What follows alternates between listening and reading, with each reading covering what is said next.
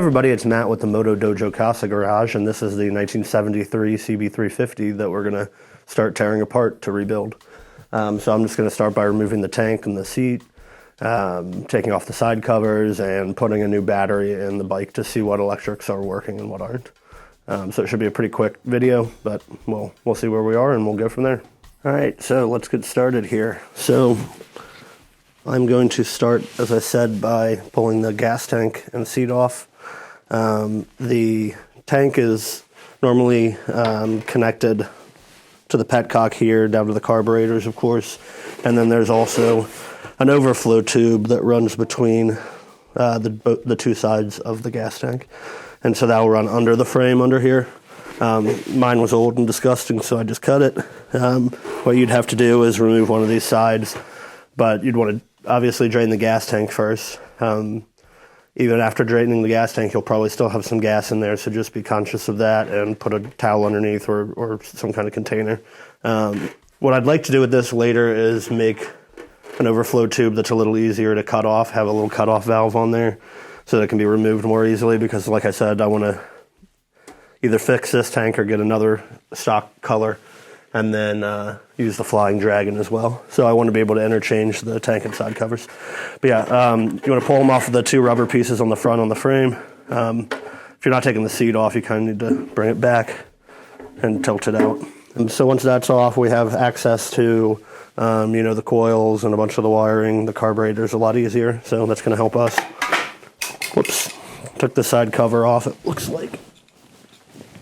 I need to put need to reattach that once we get there, but that's all right.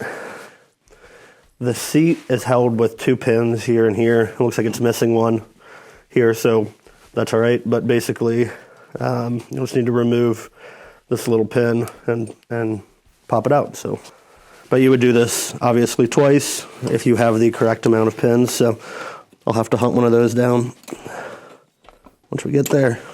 And then I'm going to replace the pin I just knocked on the ground with a new one, of course, but we'll pull this sucker out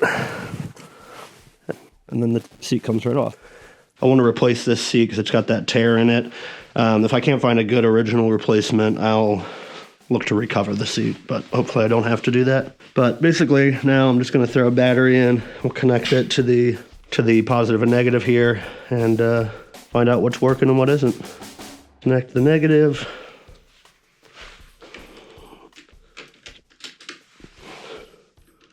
The ground.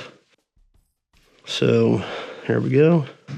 Obviously the key's off, so there shouldn't be power running to the different parts of the bike yet. I'm gonna go ahead and turn the key on. And I see we have a headlight already. That's a good sign.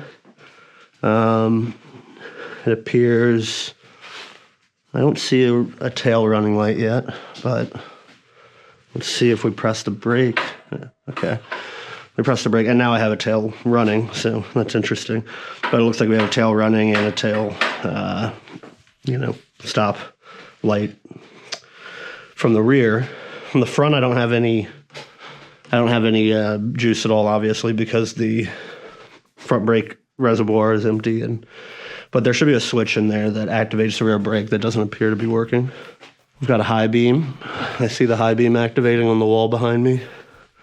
Obviously, you can turn the light off. It looks like it turns off the tail light as well, so that's good to know. The tail running light, at least, but not the tail stop light. I have a neutral light, obviously, there. Let's see here. Of course, we have a horn, which is working, that's good. Turn signals, I'm not getting anything, it doesn't seem. One solid illumination from this front right turn signal. That's probably a winker relay or just some bad connection along the line. Obviously, the other three aren't working, so we'll have to figure that out once we get there. And what I realized I didn't show you when I first recorded the video is that we do, in fact, have a starter. So that's always good news. The starter motor is working. One other thing I wanted to show you guys, the carburetors I'm going to pull off and rebuild. I've recently done a few of these sets of carburetors, and they're really quite simple and fun to do, I think. I was always intimidated by them, but let me just show you an example of this set I just did for a friend. So I'm going to be restoring mine to this quality, of course. And the way I do that is vapor blasting. Well, I should say I send it off to vapor blast because I don't have the tools to do that. But I have a guy here in Cincinnati who vapor blasts for me. And he will vapor blast the bodies after I disassemble them. So I tear them apart as much as I can, send him the bodies and the bowls. And then these are replacement diaphragm covers from Common Motor.